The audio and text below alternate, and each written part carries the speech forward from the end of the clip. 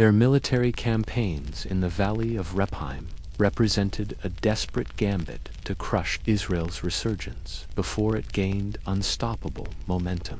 Yet what the Philistines failed to understand was that the same divine hand that had elevated a shepherd to kingship now protected his throne. Despite facing superior Philistine weaponry and battle tactics, David's forces achieved victories that defied conventional military explanation. Supernatural strategies turned the invaders' strengths into weaknesses, effectively eliminating the foreign threat that had originally spurred Israel to demand a king. When David brought the Ark of the Covenant to Jerusalem, he crowned his political achievements with theological significance. The elaborate procession that carried the sacred symbol through Jerusalem's gates was more than pageantry. It was a profound statement that this monarchy would not merely imitate surrounding nations, but would remain anchored in covenant relationship with God.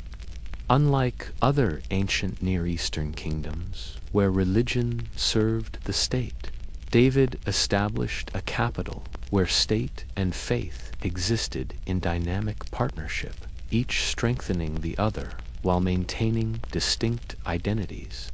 The journey of the Ark carried its own sobering lesson when Uzzah, reaching out to steady the sacred chest as it wobbled on the cart, fell dead at the touch of his hand.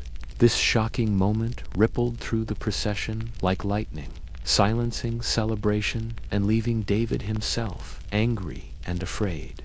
The king's initial rage at what seemed divine overreaction gradually softened into reverent understanding that holiness demanded precise protocols regardless of good intentions.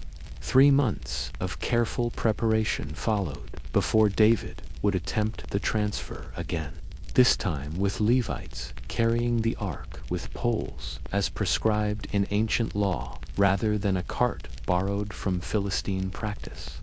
When the ark finally reached its destination in the tent David had prepared, Jerusalem became more than a political capital. It became the spiritual nexus where heaven and earth touched. The king's unrestrained dancing before the ark, whirling with all his might in linen ephod rather than royal robes, demonstrated that true worship transcended dignity and decorum to embrace abandonment to joy. When his wife, Michal, scorned this display as